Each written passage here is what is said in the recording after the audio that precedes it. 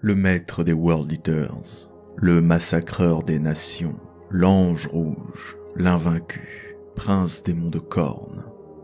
Angron, le plus sanguinaire et le plus sauvage des Primarques, était le maître de la légion des World Eaters. Son visage aux traits couturés de cicatrices était celui du génocide. Il avait des cheveux épais et cuivrés qui ondulaient vers l'opposé de son haut front, des yeux pâles profondément sertis derrière des pommettes taillées à la hache autour d'un nez aquilin, une large bouche aux lèvres fines. La rage faisait de son visage celui d'une bête sauvage, poussant et déformant ses traits comme une tumeur jaillie de son crâne, faisant de ses yeux des puits creux et jaunes, avilissant les lignes fières de son front et de sa mâchoire, retroussant ses lèvres au sommet de ses dents. Sa peau était de bronze, un fer noir luisait sur la surface de son crâne, là où se trouvaient les implants corticaux qui accroissaient son agressivité déjà effarante. Ces implants lui avaient été greffés quand il était esclave sur Nuceria des siècles auparavant. Une impression de brutalité émanait du primarque des World Eaters. Protégé par une armure de gladiateur des temps anciens, Angron paraissait tout droit issu d'une période révolue. Une cape d'anneaux luisants pendait de son haut gorgerin et de ses épaulières articulées. Des crânes avaient été pris dans la maille comme autant de trophées barbares. Il était armé jusqu'aux dents, son torse couvert de petits glaives d'estoc et de dagues aussi longues que l'épée d'un Astartes. Sur chacune de ses cuisses, un étui contenait un pistolet de forme antique et il portait à la main un vouge tronçonneur gigantesque.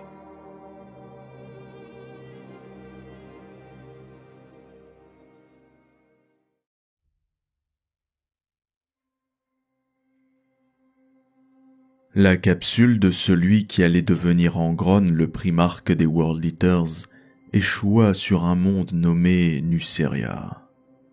Sorti de la capsule, l'enfant primarque fut traqué à travers la neige par des créatures murmurant dans une langue poisseuse et sifflante qu'il ne comprenait pas. Le chant de leurs lames fendait le vent glacial alors que les rochers entaillaient ses pieds nus et que le froid lui brûlait la peau. Le tranchant d'une dague ne s'écrasa qu'à quelques millimètres de sa gorge. La main de l'enfant primarque trouva une pierre et il la balança en poussant un rugissement. Le cri s'arrêta alors qu'une flaque de chaleur lui éclaboussa le visage. Il tua une deuxième créature et les autres restantes disparurent, le laissant seul dans la neige. Il était épuisé, mort de froid, et tomba à genoux quand d'autres voix se firent entendre, plus graves, humaines. Il fut criblé d'aiguilles et il s'évanouit. Il se réveilla dans une arène en compagnie d'une centaine d'individus vêtus de haillons de jute et bon nombre d'entre eux portaient des fers aux chevilles et aux poignets. Des marques d'esclaves leur barraient la peau, la chair plissée et rougie à l'endroit où le tison avait été appliqué. L'enfant primarque fit face à une immense ziggourate en métal entourée par une foule assise dans des gradins qui s'élevaient à l'appui de grands murs en pierre où d'étranges sphères métalliques de la taille d'une cage thoracique humaine volaient et d'où sortait la même langue que les hommes qui avaient capturé l'enfant primarque. De grandes bouches circulaires nichées dans les parois des murs s'ouvrirent et un torrent de liquide noirâtre s'abattit sur le sol. Ce liquide était un acide assez puissant pour dissoudre la chair et l'os, mais pas immédiatement. Cet acide força le groupe d'esclaves à commencer à monter les marches du ziggourate pour échapper au sol désormais noyé. La ziggourate se transforma en un îlot qui rétrécissait à mesure que le volume d'eau acide augmentait et que les marches du bas disparaissaient sous la marée. Au début, les esclaves s'entraidaient et tendaient la main à leurs camarades pour les hisser en haut de la ziggourate alors que l'eau recouvrait les marches une par une sous les hurlements de foule qui se réjouissaient de leur souffrance et encore plus à celle des sphères qui virevoltaient autour d'eux, scrutant leur visage à travers des lentilles cerclées que les camarades prisonniers de l'enfant primarque appelaient les yeux de mouche. Les captifs commencèrent à s'entretuer pour atteindre la sécurité du haut de la ziggourate, s'efforçant de se faire tomber les uns les autres.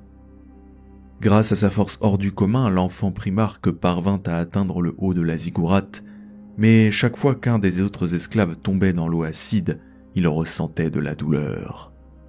Il brisa des nuques et fracassa des crânes afin que ses camarades soient déjà morts avant de plonger dans la vase. Le dernier d'entre eux, un véritable colosse, martela le garçon, mais l'enfant prit Marc le jeta dans l'acide. Il avait atteint le sommet de la ziggourate, seul et vivant.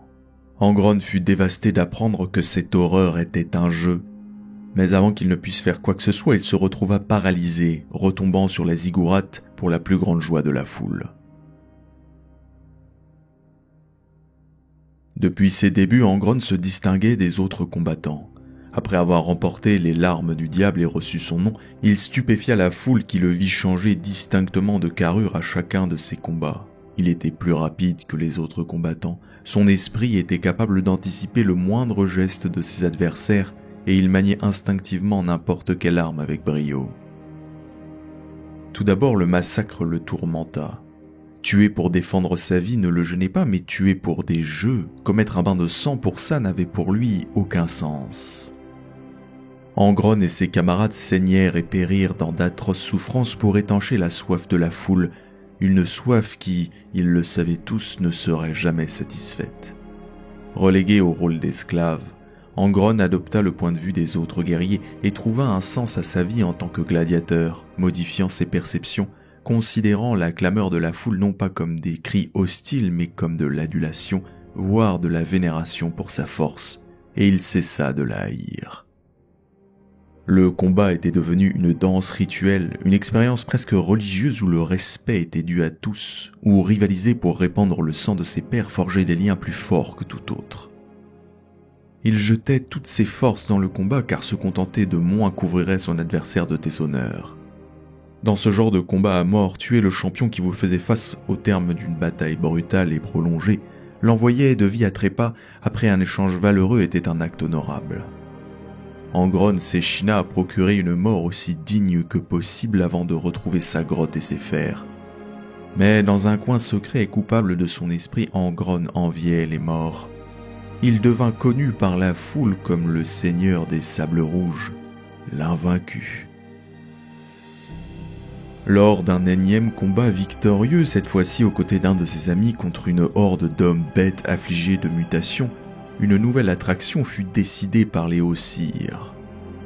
Angron et son mentor firent face à Hyrconis et Turgidon, les Cadérés, deux immenses abhumains de la même taille qu'Angron, connus pour leur effroyable violence et renommés sanguinaires.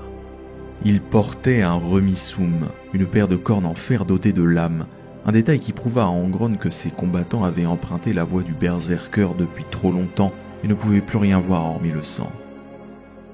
Mais le détail le plus important fut les câbles en acier qui descendaient le long de leur nuque sous leur casque, des tresses métalliques amplificatrices d'agressivité connues sous le nom de griffes du boucher. Ces implants purgeaient l'esprit de toute émotion hormis la rage et torturaient toutes les pensées d'un guerrier sauf le désir de tuer. Les griffes du boucher étaient des augmétiques barbares qui plongeaient dans le cerveau du porteur, le transformant en fou sanguinaire. Le combat dura 17 minutes et malgré le duel ultra-violent, Angron tua les abhumains. Mais la foule exigea qu'Angron et Oennemus s'affrontent à mort. Cette fois-ci, Angron refusa net et insulta les Hauts-Sires. Devant ce refus, la décision fut prise. Les griffes seront implantées sur Angron.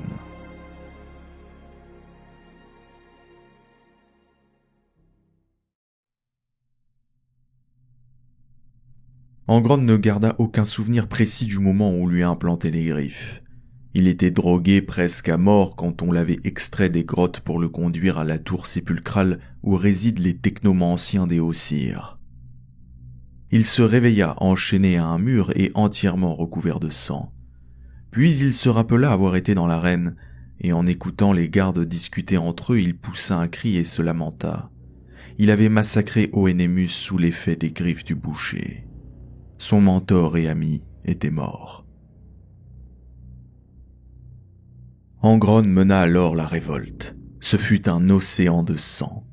Il arracha les portes de leurs gonds et avec ses frères et sœurs gladiateurs liés à la vie et à la mort, il surgit des grottes de Desha qui lui servaient de prison, suivi par ses camarades. À l'aide d'armes improvisées et même de leurs propres chaînes, ils chargèrent leurs geôliers et les massacrèrent avec toute la fureur et le talent qu'ils avaient été forcés de déployer pour survivre sur la poussière brûlante. La fureur d'Angron se décupla lorsqu'il mit la main sur les Ossir en chair et en os. Ceux qu'il avait considérés comme des dieux n'étaient que des hommes faibles, maigres comme des clous, qui puaient la peur et la pisse, en le suppliant de cesser soudain de faire ce qu'il avait fait toute sa vie durant, un tueur et un boucher. Il les trucida sans aucune forme de pitié ni de remords. Angron et ses camarades firent un serment.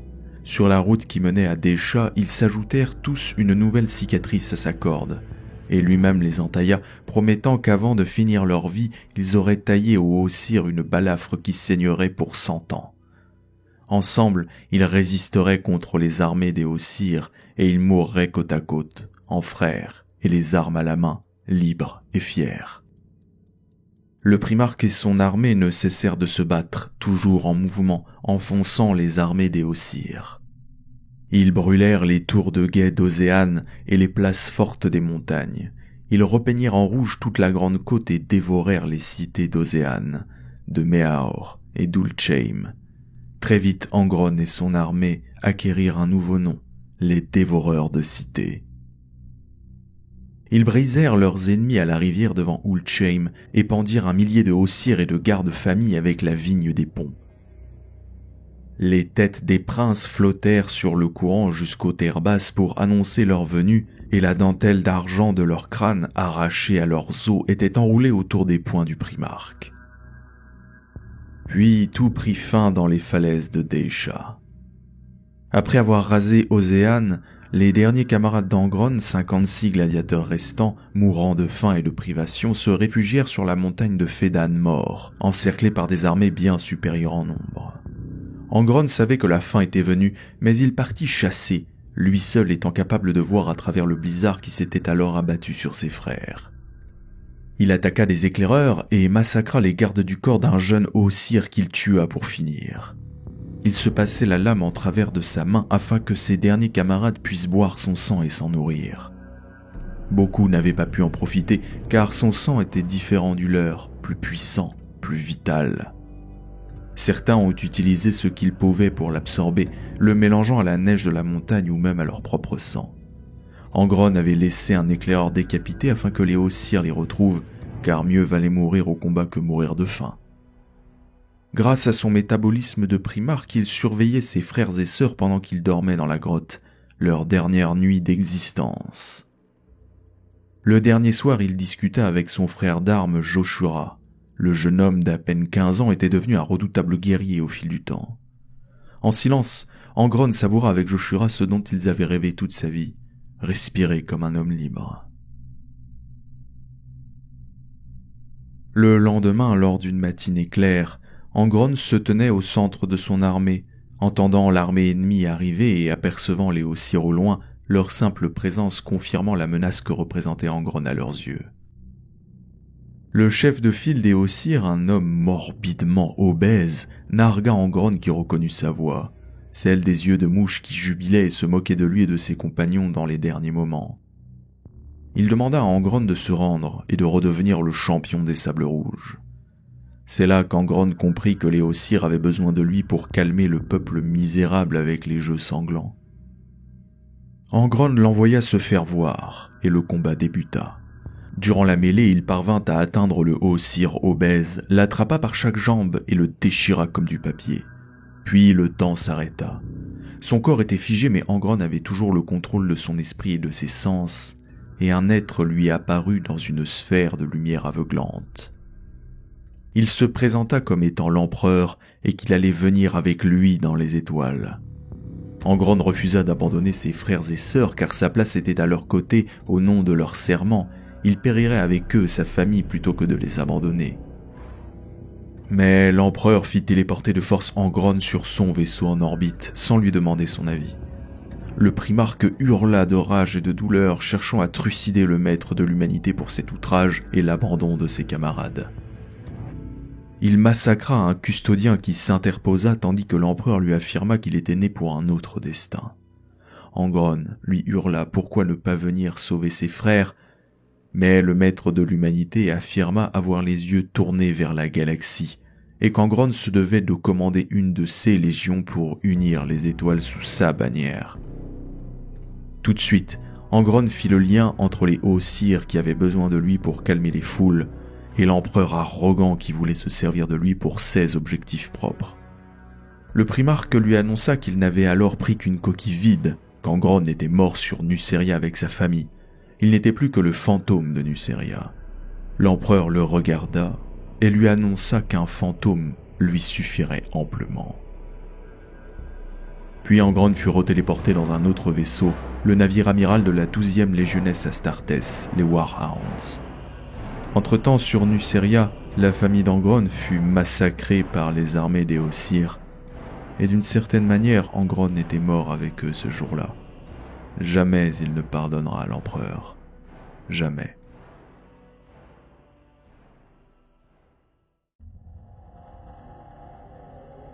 Enfermé dans une sombre pièce verrouillée dans le vaisseau des Warhounds, Angron fit la rencontre de ses premiers fils génétiques, et il donna immédiatement le ton de la nouvelle et sympathique ambiance qui allait régner.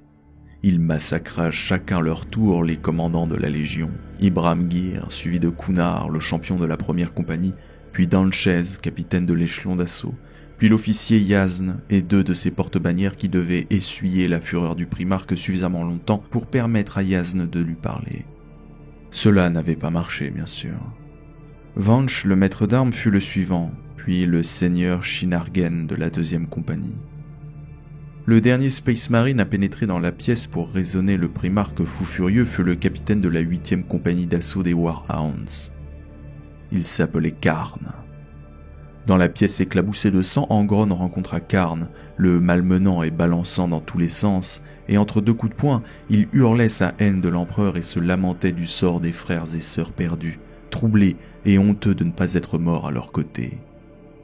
Il agrippa Karn par la gorge avant de le soulever, le sommant de se battre, ce que le capitaine refusa au nom du fait qu'il était son primarque et seigneur. Troublé par ce comportement, Angron finit par se confier à Karn, lui parlant de sa révolte, de la guerre menée par les dévoreurs de cités, des traditions des gladiateurs, de la bataille finale et de son sauvetage par l'empereur. Karn lui apprit la nature des Space Marines, celle des primarques de la Grande Croisade menée par l'empereur. Angron finit par se calmer et finalement il porta d'un bras Karn à moitié conscient et à moitié brisé vers la sortie de la pièce. Là, quelques officiers attendaient et saluèrent Angron, que Karn présenta comme le général des dévoreurs de cités. Un Space Marines du nom de Draeger proclama qu'ils seraient alors ces dévoreurs de monde, ces World Eaters. L'idée plut à Angron et il prit finalement sa place comme commandant suprême de la 12e Légion rebaptisée.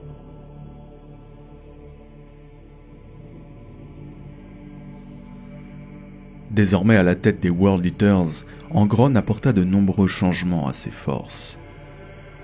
Il n'a pas eu de période d'observation et d'apprentissage au commandement sous l'autorité d'un autre primarque ou de l'empereur, contrairement à d'autres de ses frères. Le régime de discipline qu'il imposa sur le principal monde de recrutement et d'entraînement de la Légion, Bot, devint encore plus violent et brutal qu'il ne l'était déjà. Angron mena ensuite les World Eaters en campagne, gagnant la réputation d'un être sanguinaire, effroyablement violent, menant des campagnes d'extermination planétaire. Sous le commandement d'Angron, les empires orques de Blitzclaw et de Neverlight furent exterminés, tout comme les Krav de Serac 17, là où d'autres avaient échoué avant lui. Il prit au piège le vaisseau-monde Azuriani de Tuono-Tarn et le purgea de toute vie avant d'envoyer ses restes se précipiter dans un ancien soleil. Il massacra les mondes humains et abhumains de Suze, Quidion, Jubal, Bad Landing et une douzaine d'autres. Une telle boucherie le mena à se faire critiquer par le primarque des Ultramarines Robout et Gilliman, notamment lorsque les 2 frères menèrent la purge d'Arigata et où les World Eaters commirent un tel massacre dans la citadelle de Basalte que Gilliman en fut malade. Néanmoins, des frères comme Horus ou Jagatai Khan louèrent les capacités martiales d'Angron et de ses fils. Mais dès la Grande Croisade, les choses avaient dégénéré. la haine d'Angron contre l'empereur le rongeant de l'intérieur, tandis qu'il transforma ses fils à son image en leur léguant le pire héritage possible de Nuceria, les griffes du boucher.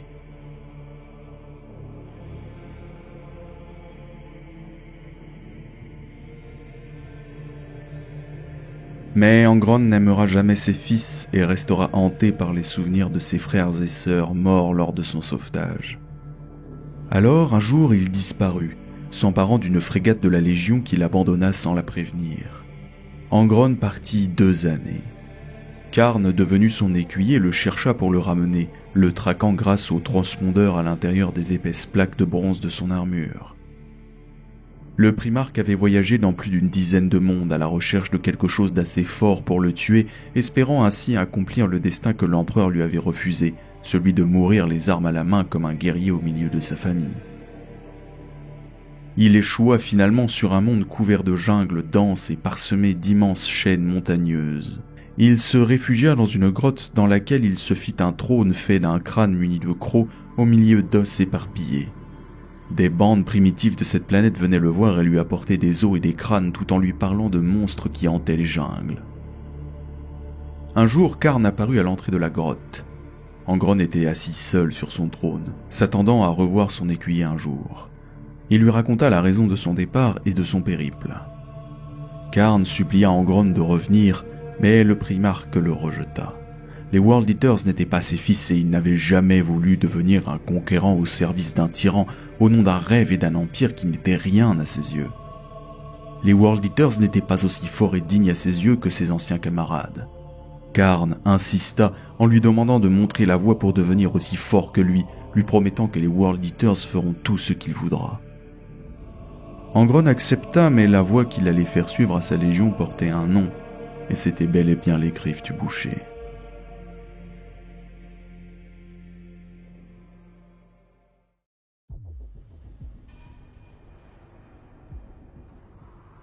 Les World Eaters rejetés et méprisés par Angron voulurent trouver un moyen de se rapprocher du primarque, de devenir dignes de lui.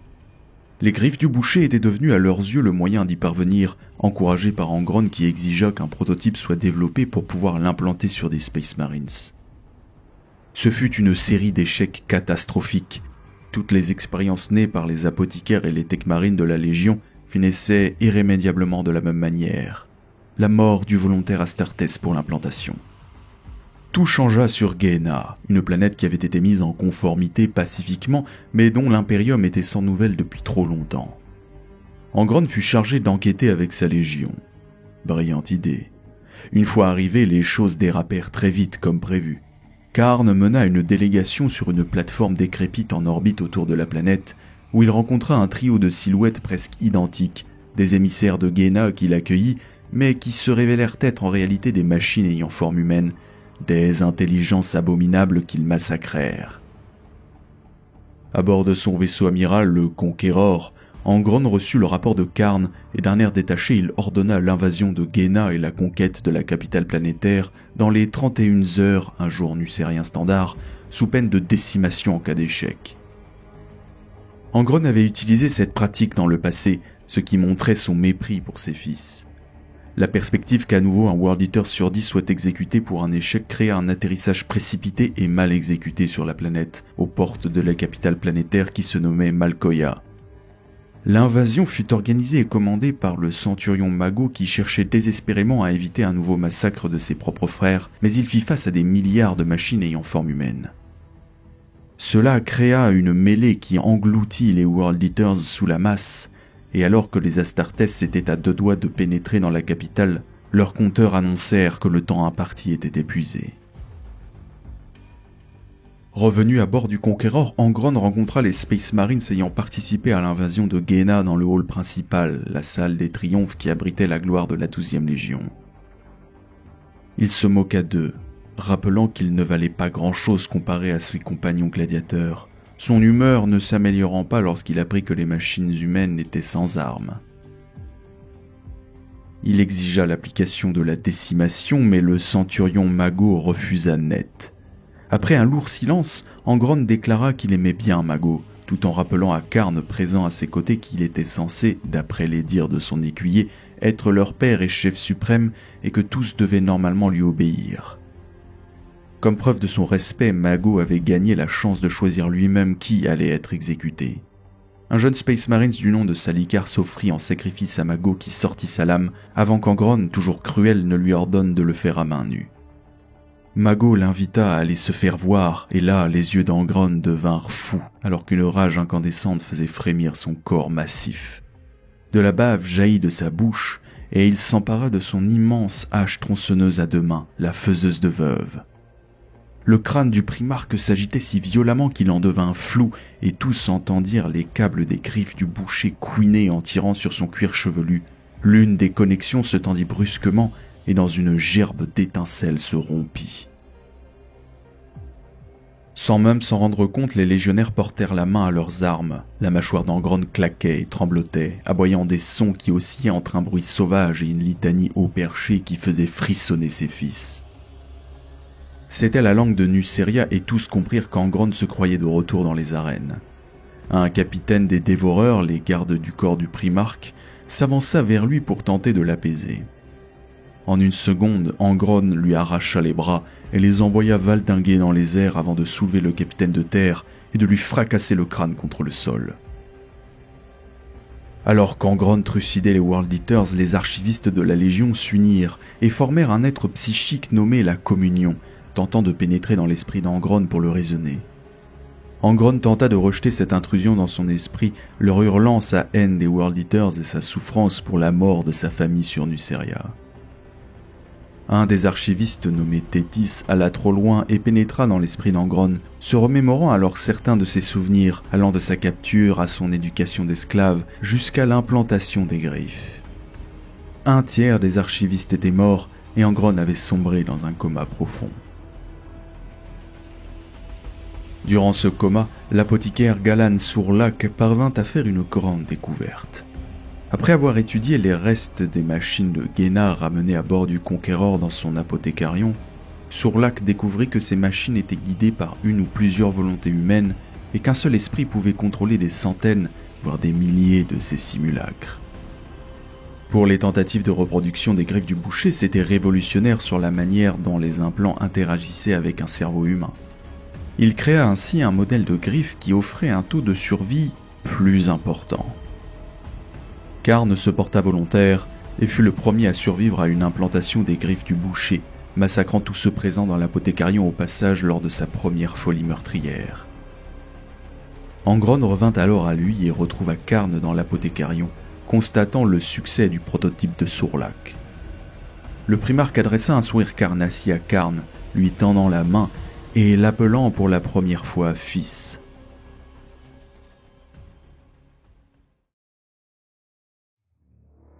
À la fin de la Grande Croisade, Angron fut présent lors du triomphe du Lanor qui vit l'élévation d'Horus au rang de maître de guerre. Il fut l'un des 9 primarques à assister aux côtés de l'empereur à la parade gigantesque fêtant la victoire de la croisade du Lanor qui avait provoqué la chute du plus grand empire orque de cette époque. Dans la tribune colossale qui accueillait les primarques et le maître de l'humanité, Angron s'avança comme tous les primarques chacun leur tour pour saluer l'host impérial rassemblé pour la parade. Il leva ses armes bien haut, semblant exalté par le rugissement de toute cette armée, comme il l'avait été autrefois par les cris de la foule dans les arènes de Nuceria. Néanmoins, il fulmina devant l'élévation d'Horus, furieux de voir son frère connaître un tel honneur. Il sera finalement apaisé par Fulgrim, le laissant finalement accepter l'ascension d'Horus.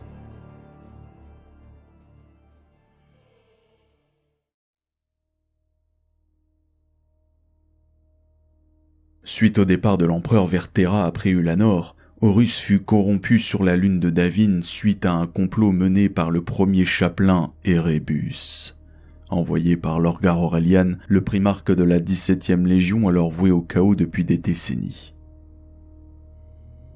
Horus fut mortellement blessé par une lame terrible qui le mit dans le coma.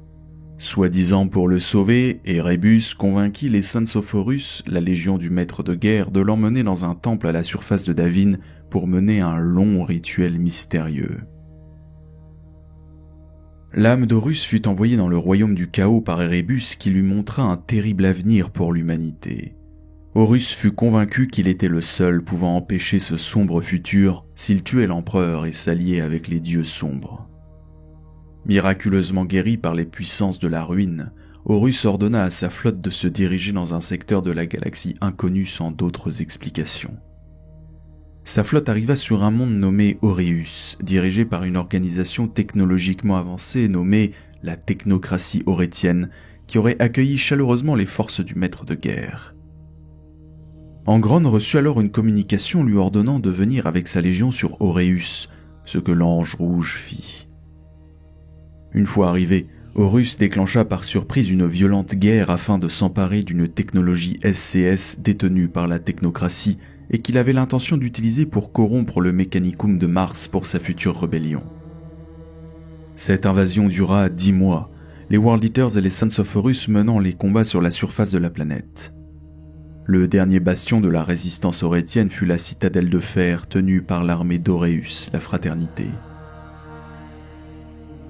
Angron participa à l'assaut final à la tête d'une pleine compagnie d'assaut et soutenue par 2 compagnies des Sons of Horus, la 10e et la 2e commandées respectivement par les capitaines Loken et Torgadon. Angron mena un des rituels de scarification de la Légion. Lui et ses World Eaters retirèrent leur gantelet gauche et se passèrent le fil de leur hache en travers de la paume, avant d'étaler le sang sur la plaque frontale de leur casque en chantant ce qui semblait être un cantique à la gloire du massacre. Puis l'Ange Rouge et ses guerriers se lancèrent en beuglant sur la citadelle de fer, là où une brèche avait été pratiquée. Arrivés au niveau de la brèche, Angron et ses Space Marines furent ensevelis par une explosion surprise venant du haut de la brèche. Les guerriers de la Fraternité avaient détruit ce qu'ils ne pouvaient pas tenir. Le Primarque et les World Eaters avaient disparu, ensevelis sous les gravats d'une montagne. L'assaut qui suivit des Sons of Horus mit fin au siège, mais alors que les commandants d'Aureus étaient reçus par les officiers de la 16e Légion pour capituler, Angron surgit du sol, poussant un rugissement de haine bestiale, ensanglanté et enragé. Il avait survécu malgré les milliers de tonnes de roches tombées sur lui. Il sauta de la brèche et retomba dans un bruit de tonnerre qui fendit la pierre sous lui, son vouge tronçonneur fauchant devant lui le premier rang entier des guerriers de la Fraternité, suivi des officiers ennemis qui pourtant s'étaient rendus. Angron hurla sa soif de bataille en continuant d'équarrir la Fraternité par de grands mouvements horizontaux de son arme monstrueuse. Les guerriers de la Fraternité se mirent à tirer sur les Sons of Horus qui répliquèrent. En quelques secondes, tout fut terminé et les derniers survivants de la technocratie aurétienne n'étaient plus. Quant à Angron, il reverra peu de temps Horus sur l'orbite d'un monde qui allait changer la destinée de la galaxie, Isvan III.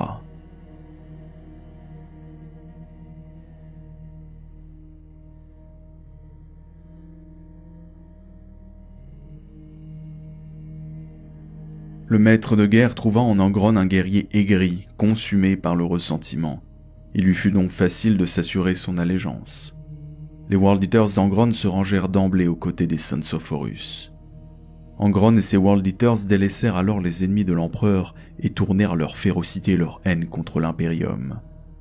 Comme à leur habitude, on les trouva en première ligne de toutes les batailles importantes, préférant charcuter leurs adversaires au corps à corps plutôt qu'employer des armes à longue portée. Angron deviendra durant le conflit l'esclave d'un nouveau maître, mais pour l'éternité cette fois.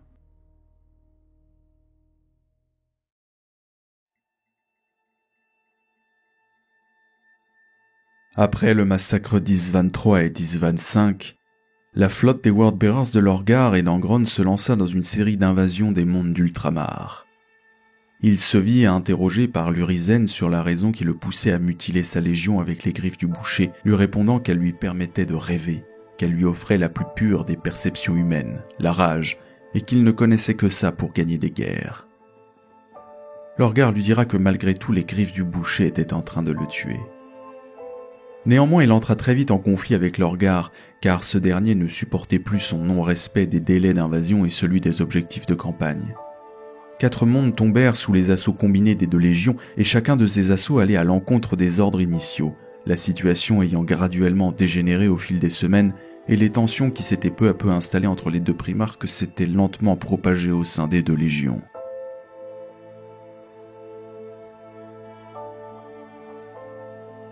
Finalement, Angron atteignit Nuceria, devenu après sa rébellion un domaine de l'Empire d'Ultramar, et un monde où sa destinée allait de nouveau basculer et où il servirait un nouveau maître. Angron débarqua avec Lorgar et la 8e compagnie de Karn et les immolateurs d'Argeltal sur le lieu où s'était déroulée la bataille où les frères et sœurs gladiateurs d'Angron étaient morts. Il n'en restait plus qu'un champ d'ossements. C'était une toundra alpine décorée d'ossements avec des os sans cohésion, dont presque rien ne suggérait encore la forme et la fonction. Un siècle d'érosion les avait usés pour n'en faire plus que des fragments au bout rond. Mais ici et là, parmi le cimetière à ciel ouvert, l'œil était attiré par quelque chose de très reconnaissable et squelettique. Des crânes. Angron pleura 2 gouttelettes salées qui avaient gelé et s'étaient accrochées à son visage dès l'instant où elles avaient coulé. Les Ossir avaient pris leur mort et laissé les gladiateurs rebelles pourrir là où ils étaient tombés. Angron parla à Lorgar de son esclavage, de ses camarades, de la rébellion, avant qu'il était mort ici et que l'empereur lui avait privé de la mort qu'il méritait. Redevenu furieux, Angron rejoignit la ville de Desha où il avait été l'esclave de la famille régnante, les Talkers. Il terrifia par sa simple présence les hauts dignitaires de la cité, se retrouvant dans la demeure du souverain qui était un jeune enfant, le dernier héritier des Talkers.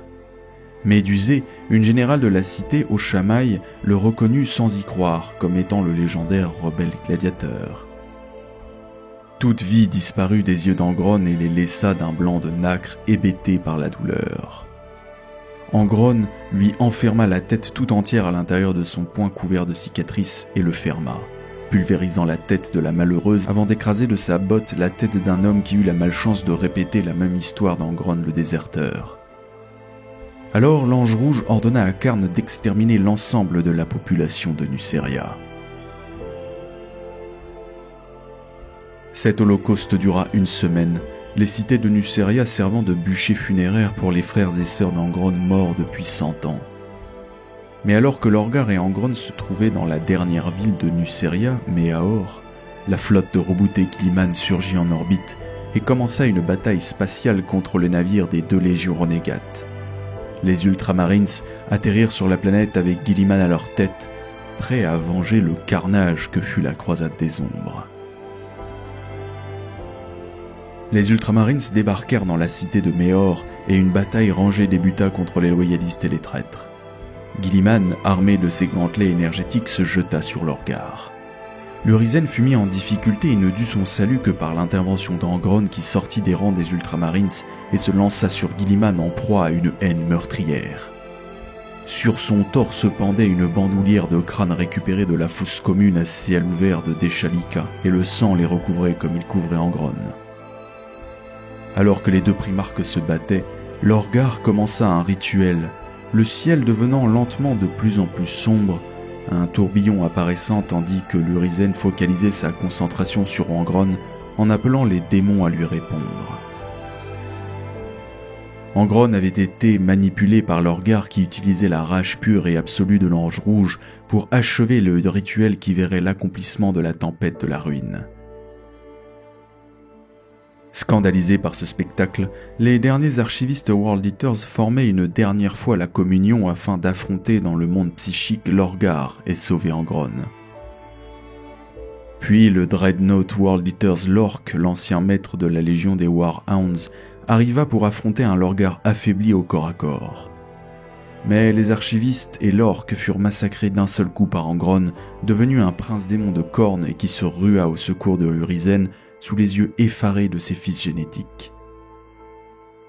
Angron avait à présent une peau d'un rouge inhumain de la viande crue, protégée par des os soudés avec le bronze noirci, un avatar de fureur volcanique dont les bottes griffues faisaient bouillir les mares de sang qui imprégnaient la terre. Sa gueule craqua et s'élargit, ses dents de fer s'allongèrent en une forme d'épée rouillée, et les griffes du boucher lui faisaient à présent comme une chevelure de tresses agitées qui sifflait et bourdonnait sous la pluie. La croisade des ombres était désormais terminée. La tempête de la ruine séparait les franges orientales de la galaxie du reste de l'Imperium, et Angron était sauvé de sa dégénérescence des implants dans son crâne. Il fut par la suite enchaîné dans la soute du Conquéror. Karn vint le voir et dans les ténèbres de son antre, Angron lui demanda de prendre sa hache, d'emmener ses frères et de tuer 300 hommes des ponts inférieurs afin de prendre leur crâne pour qu'ils puissent se faire un trône.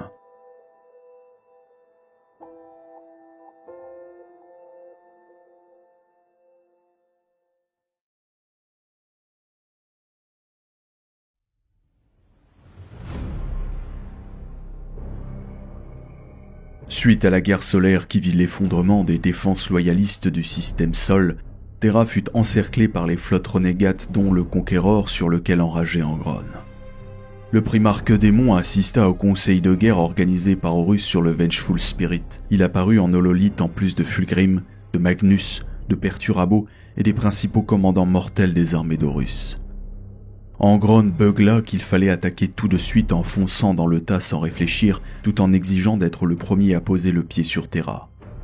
Il se chamailla avec Fulgrim, désormais un prince démon du dieu rival au sien, tout en refusant d'attendre l'arrivée de Mortarion alors en chemin et rabaissant Perturabo, agacé.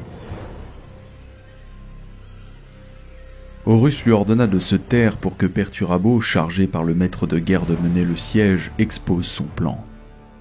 Le palais impérial était protégé par un ensemble de boucliers bloquant les bombardements orbitaux. Le seigneur de fer exposa son plan pour les mettre à bas, déployer des troupes à travers des brèches des boucliers pour les désactiver. Angron ordonna le rassemblement de sa légion. Mais Magnus lui expliqua clairement que l'égide, un bouclier psychique généré par l'empereur, empêchait les démons, et donc Angron, d'attaquer le palais impérial au risque de se faire annihiler.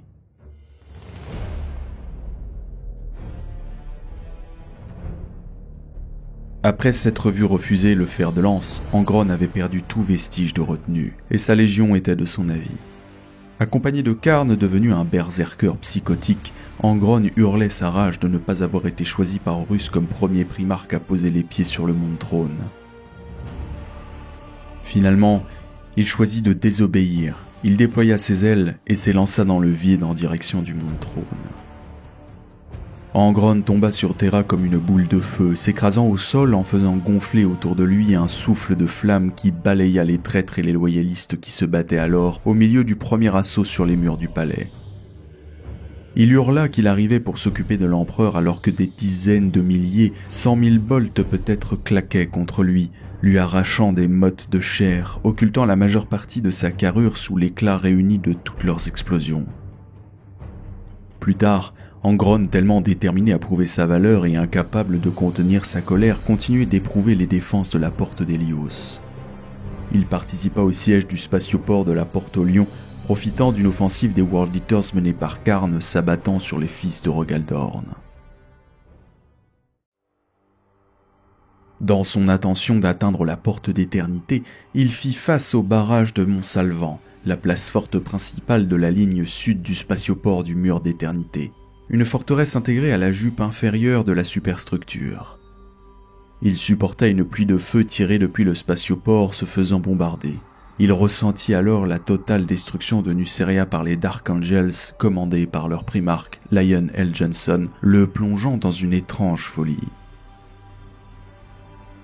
Dans les derniers jours du siège de Terra, alors que les loyalistes reculaient et que le bouclier psychique de l'empereur s'affaiblissait, Angron continua à tenter d'atteindre le Sanctum Imperialis, la rage et la douleur continuelle ayant jusqu'à effacer son identité, le primarque étant réduit à un grognement bouillonnant de ses synapses, sans plus aucune capacité à raisonner à cause du vortex à l'intérieur de sa tête qui ne permettait plus à aucune sensation ni à aucun souvenir de jamais évoluer au point de produire une pensée. Dans sa folie meurtrière, Angron atteignit Avalon, l'un des derniers bastions palatins qui restaient, en ruine, et évacué des dernières forces loyalistes en déroute. C'est à cet instant qu'Horus commença à pénétrer psychiquement et douloureusement dans son esprit pour lui faire voir des images des ailes de Sanguinius, afin de le pousser à traquer le grand ange et de le tuer.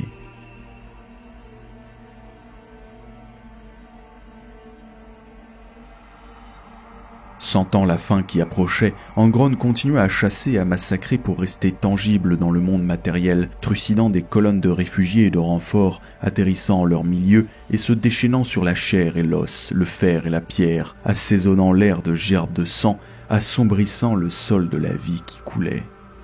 Horus tiraillait sans cesse son esprit pour le pousser à tuer au plus vite Sanguinius, de briser le grand ange sur les marches de la dernière forteresse et d'enfoncer la porte d'éternité. Dans un rare instant de lucidité, Angrone perçut qu'Horus était alors un être vidé, n'étant plus qu'une coquille qui contenait les essences des 4 puissances de la ruine. Il parla par pensée au maître de guerre qui lui annonça que Magnus le Rouge s'en prenait physiquement à l'empereur pour l'affaiblir et qu'il se devait de dévaster le rempart delphique, lui promettant que la mort de Sanguinius le rassasierait. L'ange rouge fit face aux défenseurs du palais impérial, supportant une tempête de tirs de canons laser, de rayons volquites, la douleur ne l'arrêtant pas.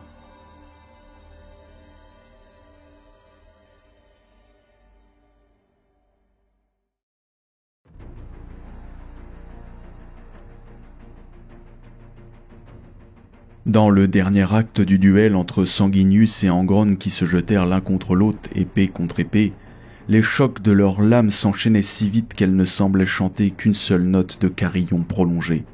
Mais Sanguinius était épuisé, le grand ange se retrouvant obligé à perdre du terrain, Angrone poussant alors son avantage pour le repousser vers la porte d'éternité malmenée. Il laissa l'épée d'argent de Sanguinius le transpercer afin de lui saisir de ses mains griffues sa gorge et de lui plonger sa lame noire au milieu des entrailles. Sûr de sa victoire, Angrone entendit Khorne aboyer de plaisir en apercevant le sang de cet être angélique couler. Resserrant sa poigne sur la gorge de Sanguinius, Angrone poussa la lame plus loin, jusqu'à la garde, se retrouvant assez près pour entendre son frère lui murmurer son nom à l'oreille. Puis Sanguinius a tendu ses mains vers lui.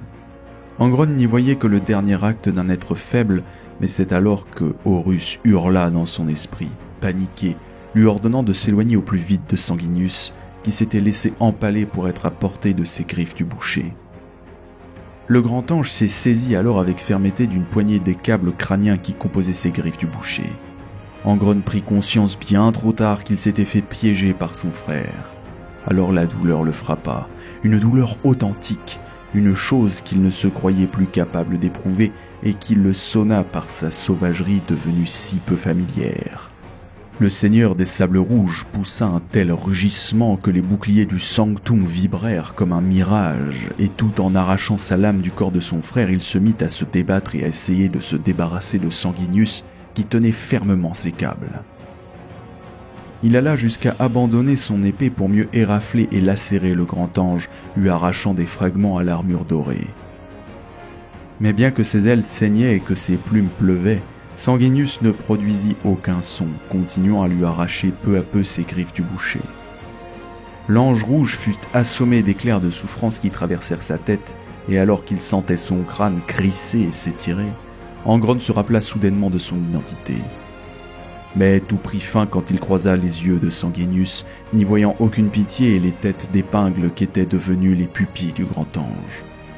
Son frère ailé s'était abandonné au besoin de sang et des veines se dessinaient d'un bleu cru sur ses joues.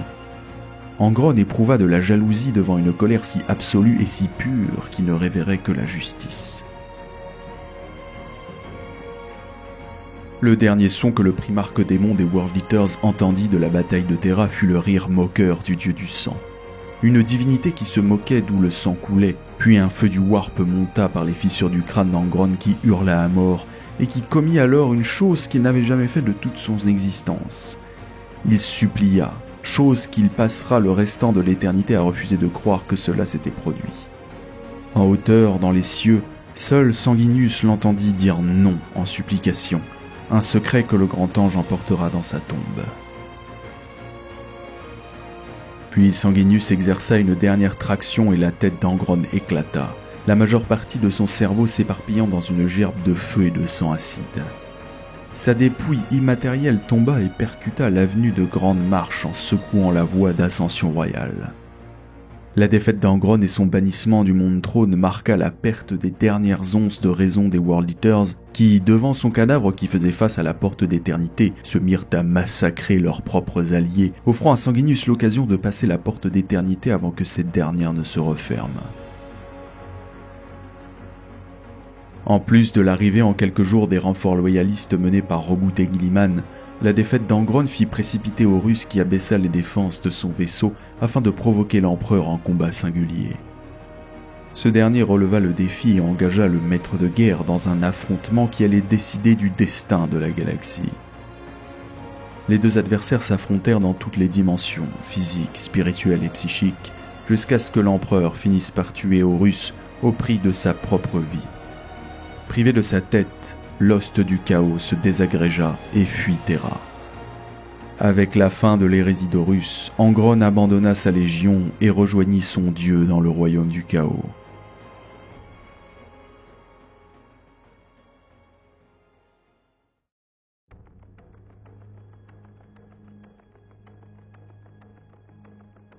Angron avait été banni sur Armageddon grâce au sacrifice d'une centaine de chevaliers gris, mais il laissa sur cette planète une fracture empyréenne qui sera appelée plus tard la Porte de l'Ange Rouge.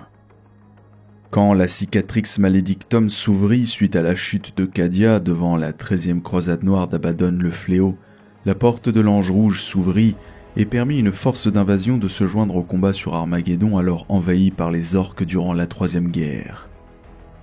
Dans le carnage qui suivit cette invasion démoniaque sur le monde ruche déjà ravagé par l'invasion Xeno, le chapitre Space Marines des Salamanders parvint à mettre fin à un rituel qui aurait permis à Angron de revenir sur cette planète. Mais alors que la guerre fait rage comme jamais et que le sang coule à flot, beaucoup savent qu'Angron reviendra apporter la mort et la ruine. Et ils eurent finalement raison. Angron ravagea de nouveau l'Imperium Nihilus, mais se retrouva confronté à un vieil ennemi, Lionel Johnson. 10 000 ans plus tard, après l'hérésie d'Horus, le lion se servit de sa sagesse et de sa maîtrise martiale, de son désir primitif de tuer son frère Oni pour renverser le cours du combat et terrasser Angron, le bannissant de nouveau. Mais l'Ange Rouge, le seigneur des Sables Rouges, reviendra. Qui sait quand cela t'adviendra ?